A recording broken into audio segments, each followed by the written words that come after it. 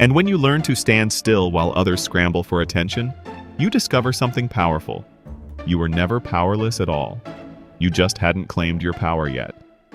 So the next time someone enters the room and tries to dominate with their ego, let them flex. Let them stumble. You stay calm.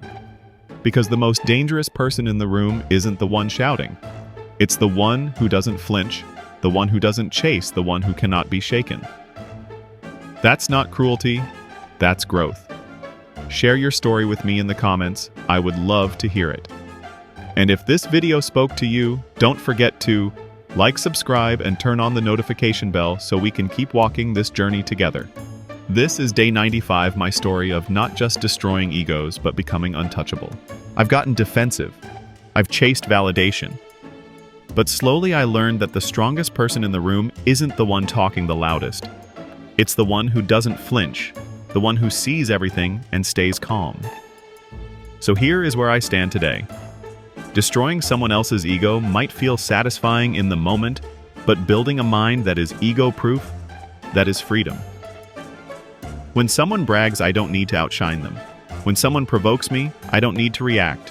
When someone ignores me, I don't need to beg for attention. My worth isn't built on their recognition. Real power doesn't scream. It doesn't beg. It doesn't chase. Real power simply is. And I want to ask you, have you ever met someone whose ego made you feel small? How did you respond when someone pushed your patience to the edge? I know how difficult it is. I've been there too, feeling invisible, powerless, like nothing I said mattered. But you're not alone. After all these experiences, I realized that the biggest ego problem in the room wasn't always theirs. Sometimes it was mine. If I got angry when someone bragged, wasn't that my ego wanting to prove itself? If I felt small standing next to them, wasn't that my ego comparing itself and coming up short? I wasn't really fighting their ego. I was fighting my own. That realization hurt. It forced me to look inward, and I didn't like what I saw. I saw a person desperate for recognition, desperate not to be overlooked. I saw myself playing the same game I despised in others. Nietzsche described the Übermensch, someone who doesn't depend on praise, who doesn't crumble under criticism, who doesn't need to play the ego game at all. When I read that it was like a mirror held up to my own life, I realized I had spent too much energy trying to shrink or outshine other people's egos when the real freedom was stepping out of the game entirely. It's not easy. I've failed many times. I had a friend who constantly worried about his looks, though he always pretended to be full of confidence. One day, instead of confronting him, I said, "Wow, I really admire your confidence posting so many selfies.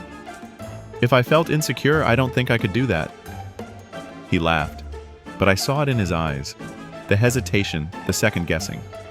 Because the truth is, when you shine a spotlight on the very thing someone is trying to hide, their mask starts to crack.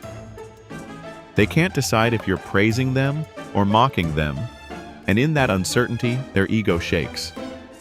And let me be honest with you, I've worn those masks too. I've smiled when I was afraid. I've pretended to be strong when I was breaking. I know how heavy those masks feel, and I know how fragile they truly are. Have you ever caught yourself doing the same, pretending everything is fine so no one notices the fear underneath? But here's what changed everything for me. I could have argued. I could have rolled my eyes. Instead, I asked one simple question. If that's true, why do you get so defensive when people disagree with you? He froze. He tried to laugh, but the question lingered. I didn't attack him. I simply held up a mirror. Egos hate mirrors because they reveal contradictions. And all it takes is one calm question to make their mask slip. I've been on the other side too. Someone once asked me, if you're really as confident as you say, why do you always need others to notice it? That question stayed in my head for weeks. It stung because it was true. It forced me to realize that my own ego wasn't as strong as I pretended it to be. And maybe you felt the same. Someone challenges you with a question you can't answer, and it lingers in your chest, forcing you to rethink who you are. There is another approach, more subtle but just as devastating.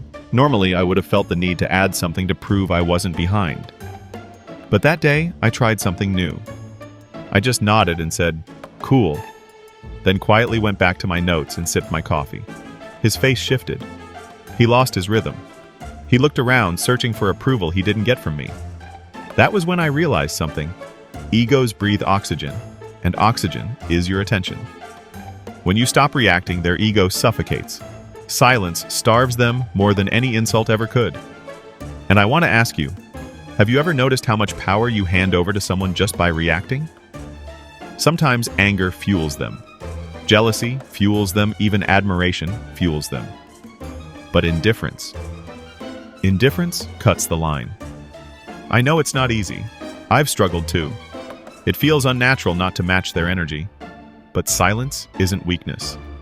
Silence is a power few people can hold. Another time a friend told me proudly, "I don't need anyone's advice.